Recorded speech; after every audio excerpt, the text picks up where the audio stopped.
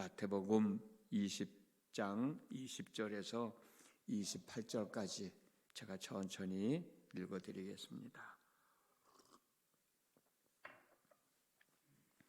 그때에 세베대의 아들의 어머니가 그 아들을 데리고 예수께 와서 절하며 무엇을 구하니 예수께서 이르시되 무엇을 원하느냐 이르시되 나의 이 두 아들을 주의 나라에서 하나는 주의 우편에 하나는 주의 좌편에 앉게 명하소서.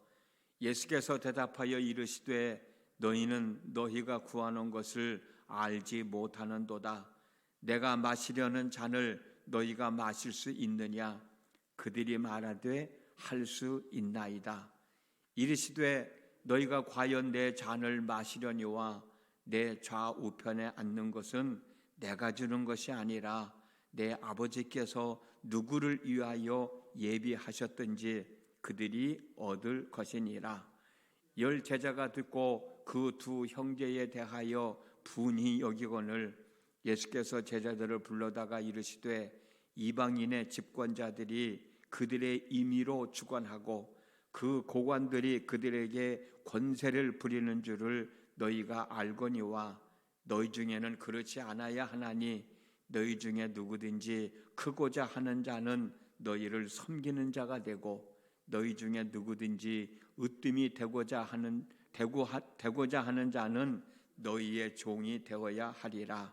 인자가 온 것은 섬김을 받으려 함이 아니라 도리어 섬기려 하고 자기 목숨을 많은 사람의 대속물로 주려 함이니라. 아멘. 오늘 또 새벽을 깨우시고 하나님 앞에 계신 여러분 모두 하나님 앞에 고백되어지는 믿음의 고백들이 하나 둘 이루어지는 것을 경험하며 살아가는 복된 날 될 수 있기를 주님의 이름으로 축복합니다. 이제 예수님은 예루살렘에 올라가셔서 장로들과 또 서기관들과 또 제사장들에게 많은 고난을 당하시다가 결국은 십자가에 못 박혀 죽으시고 그리고 사흘 만에 다시 살아나실 것을 기대하면서 제자들과 함께 예루살렘으로 올라가고 계신데 그때 예수님의 마음은 어땠을까요, 여러분? 예수님의 마음이 편안했을까요? 그 예루살렘으로 올라가는 길이 즐겁고 행복했을까요? 예수님께서 겟세마네 동산에서 내 아버지여 만일 할만하시거든 이 잔을 내게서 지나가게 하옵소서라고 기도했던 것을 보면 예수님의 마음은 결코 편하지 않았을 거예요. 답답했을 겁니다. 어쩌면 불안하기도 하고 초조하기도 하고 두렵기도 하고 떨리기도 했을 거예요. 그런 가운데서 제자들과 함께 이런저런 치유사역을 하시면서 이런저런 하나님 나라에 대한 말씀을 하시면서 예루살렘 성을 향하여 올라가고 있는데 그런데 제자들과 주변 사람들은 그런 예수님의 마음을 전혀 알아차리지도 못하고 자기 싸움에 온 정신이 팔려 있는 거예요. 마가복음 10장 35절에서는 야고보와 요한이라고 기록되어 있는데 본문에서는 세베대의 아들의 어머니가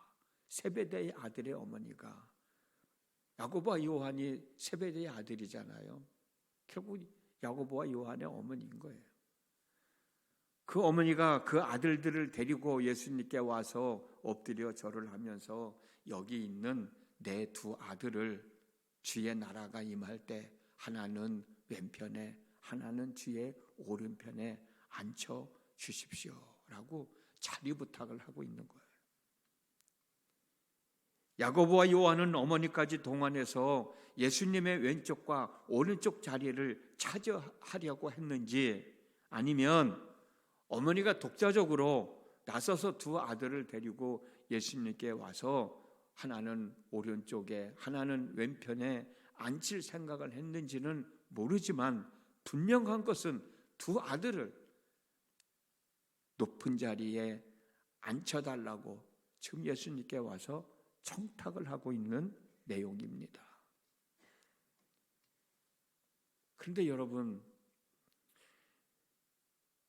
자리 욕심은 이들만 가지고 있었던 게 아닌 것 같아요. 세베대의 아들들의 어머니가 예수님께 자기 아들들의 자리를 청탁했다는 사실을 알게 된 나머지 10명의 제자들이 이 사실을 알게 되었을 때 오늘 본문에 나와 있는 말씀을 보면 이 10명의 제자들은 분개했다 그랬습니다. 분개했다는 말은 뭐예요? 화냈다는 말이죠. 분이 여겼다는 말입니다. 화를 냈다는 거예요. 왜 화를 내고 왜 분개했을까? 결국 자기들도 그 자리를 탐내고 있었다는 뜻입니다. 자기들도 그 자리에 앉고 싶어서 시시탄탄 기회만 엿보고 있었는데 먼저 치고 나가니까 화가 나고 분개할 수밖에 없었던 것이지요. 예수님은 아들이 앉을 자리를 청탁하는 여인을 향해서 이렇게 말씀하십니다. 본문 22절 말씀입니다. 너희는 너희가 구하는 것을 알지 못하는도다. 내가 마시려는 잔을 너희가 마실 수 있느냐? 여기에서 예수님이 마셔야 할 잔이 무엇입니까? 고난의 잔 아닙니까? 십자가에서의 죽음이 아닙니까? 그런데 요한과 세베대는 할 수 있다고 대답을 했어요. 마실 수 있다고 대답을 했어요. 그런데 여러분, 요한과 세베대는 정말로 예수님이 당하셔야 할 고난과 십자가의 죽음을 알고 있었을까요? 예수님이 당하셔야 할 고난과 십자가의 죽음의 의미를 알고 내가 그것을 마실 수 있습니다, 내가 할 수 있습니다라고 얘기했겠느냐고요. 예수님이 당하셔야 할 고난을 제대로 알고 안다고 말했을까? 예수님이 짊어지셔야 할 십자가의 의미를 제대로 알고 십자가를 질 수 있다고 말했을까요? 아닐 거예요. 아닙니다. 알지 못했어요. 알았다면 예수님이 로마 군인들에게 잡혀갈 때 도망가지 않았을 거예요. 예수님이 당하셔야 할 고난의 의미, 예수님이 짊어져야 할 십자가의 의미, 죽음의 의미를 알았다라면 예수님이 로마 군인들에게 잡혀갈 때 도망가지 아니하고 끝까지 따라갔어야 할 거 아닙니까? 근데 그들은 뿔뿔이 다 흩어지고 말았잖아요. 이들뿐만이 아니라 나머지 10 제자들도 마찬가지예요. 다 뿔뿔이 흩어지고 도망가지 않았습니까?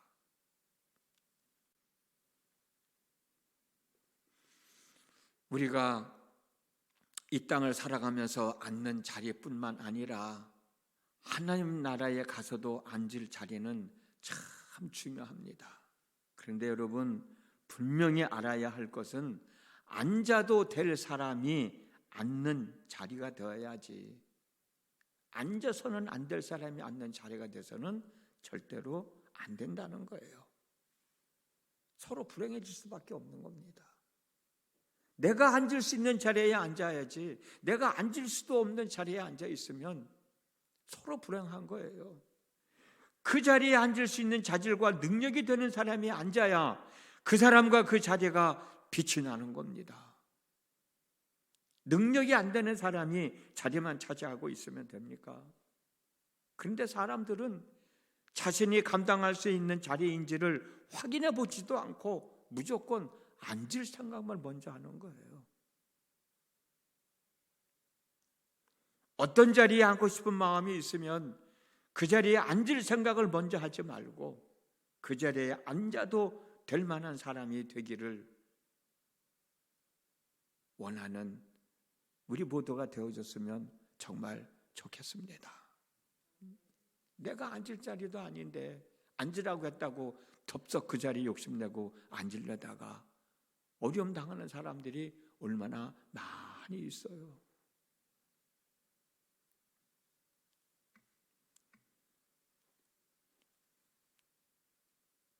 저 자리가 내가 앉을 자리인가? 다시 한번 생각해 보고 고민하면서 내가 앉을 수 있는 사람이다 라고 생각하고 앉으려고 할 때 저 자리에 앉기 위해서 내가 그만큼 내 자신을 훈련시키고 내 자신을 만들어가서 앉게 될 때, 그때는 내가 저 자리에 앉고 싶어서 안달을 하지 않아도, 청탁을 하지 않아도 앉게 되는 거예요. 이것이 바로 하나님의 섭리입니다. 하나님의 뜻입니다. 본문 23절 말씀입니다. 이르시되 너희가 과연 내 잔을 마시려니와 내 좌우편에 앉은 것은 내가 주는 것이 아니라 내 아버지께서 누구를 위하여 예비하셨든지 그들이 앉을 것이니라. 예비되어진 사람이 앉는다는 거예요. 그 자리에 앉을 수 있는 준비가 된 사람이 앉을 수 있다는 거예요. 그 자리에 앉을 수 있는 사람이 돼야지, 앉을 수 있는 사람이 되지 못하고 앉으려고 하면 서로 불행해진다고 하는 사실. 그래서 우리는 그 자리에, 어떤 자리에든지 앉을 만한 사람이 되도록 우리 자신을 추스리면서 우리의 삶을 만들어 가야 되는 것이죠. 예수님이 마셔야 할 잔이 무엇인지를 분명히 알고 그 잔을 마실 때, 요한과 야고보와 나머지 10명의 제자들이 이 땅에서 앉고 싶어하는 자리뿐만 아니라 이 땅에서 꿈꾸는 영광된 삶뿐만이 아니라 이보다도 훨씬 더 높은 자리와 훨씬 더 큰 영광이 기다리고 있는 겁니다. 예수님이 마셔야 할 잔이 무엇인지 분명히 알고 그 잔을 마실 때, 하나님은 12명의 제자들이 앉고 싶어하는 예수님의 오른쪽과 왼쪽이 아니라 하나님의 마음에 드는 자리에 앉으실 것이라는 거예요. 그 자리에 앉아야 되지. 앉을 자격도 없는 사람이 자기만 차지하려고 하는 생각은 갖지 말아야 된다는 겁니다. 하나님이 마음에 드는 가까운 자리는 제자들이 바랐던 자리보다 더 영광스러운 자리일 겁니다. 이런 자리에 앉을 사람이 누구냐? 예수님의 고난과 예수님의 십자가의 죽음의 의미를 아는 사람, 그리고 또 하나는 섬김을 받기 전에 섬길 줄 아는 사람이 되어야 된다고. 자기 자신을 스스로 높이려 하지 말고 낮출 줄 아는 사람이 되어야 한다고 예수님은 말씀하고 계십니다. 본문 26절에서 27절 말씀입니다. 같이 한번 읽어볼까요? 시작. 너희 중에는 그렇지 않아야 하나니 너희 중에 누구든지 크고자 하는 자는 너희를 섬기는 자가 되고 너희 중에 누구든지 으뜸이 되고자 하는 자는 너희의 종이 되어야 하리라. 28절 한 번 더 있습니다. 시작. 인자가 온 것은 섬김을 받으려 함이 아니라 도리어 섬기려 하고 자기 목숨을 많은 사람의 대속물로 주려 함이니라. 아멘. 예수님은 당신이 말씀하신 이 말씀대로 사셨습니다. 그 결과 빌립보서 2장 10절에서 11절 말씀을 보면 하늘에 있는 자들과 땅에 있는 자들과 땅 아래에 있는 자들로, 하늘에 있는 자들, 땅에 있는 자들, 땅 아래에 있는 자들, 모든 사람들이잖아요. 그래서 성경에 모든 무릎을 예수의 이름에 꿇게 하시고 모든 입으로 예수 그리스도를 주라 시인하여 하나님 아버지께 영광을 돌리게 하셨다. 그렇게 기록되어 있어요. 그 자리에 앉을 수 있는 자질을 갖추고 능력이 임하는, 그리고 인정받는 오늘의 삶이 되어졌으면 얼마나 좋겠습니까? 이런 삶을 꿈꾸면서 오늘 또 우리들의 삶을 잘 추스리면서 한날의 삶을 살아가는 복된 날 되어졌으면 좋겠습니다. 기도합니다. 사람들은 높은 자리에 앉을 생각만 합니다. 내가 저 자리에 앉을 수 있는 자질이 있는가, 자격이 있는가 라는 생각도 하기 전에 자리만 있으면 그 자리에 욕심을 내고 그 자리에 앉으려고 합니다. 자격이 되지 않는 사람이 그 자리에 앉으면 그 사람은 불행해질 수밖에 없고 그 자리는 빛이 나지도 않습니다. 그런데도 사람들은 그 자리에 앉으려고 하다가 결국 더 큰 어려움을 당하는 사람들, 우리 주변에서 너무나도 많이 보고 있지 않습니까? 오늘 주신 예수님의 말씀을 다시 한번 새겨보면서 예수님이 예루살렘에 올라가는 이유가 무엇인가? 그 의미도 모르고 예루살렘에 올라가면 높은 자리에 앉을 생각만 하고 있는 제자들의 마음이 어쩌면 내 마음이 아닌가? 우리 한번 스스로를 되새겨보면서 겸손한 마음으로, 온유한 마음으로, 진실된 마음으로 하나님이 어느 자리에 앉히든 그 자리에 앉을 수 있는 준비된 사람이 되도록 오늘 하루의 삶을 잘 살아갈 수 있게 하여 주시옵소서. 스스로 높아지는 사람은 낮아질 수밖에 없습니다. 그러나 스스로 섬기면서 낮아지는 사람은 높임을 받는다고 말씀하셨고 예수님은 그렇게 사셨습니다. 우리도 그렇게 살아갈 수 있도록 은혜를 더하셔서 하나님의 영광을 드러나게 하시고 살아계신 하나님을 증명하며 살아가는 한날의 삶이 되게 해 주옵소서.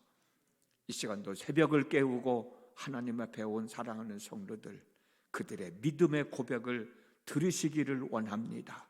들으시고 응답하여 주시기를 원합니다. 하나님이 역사하실 때까지 기다리는 믿음을 가지고 살아갈 수 있도록 은혜를 더하여 주시옵소서.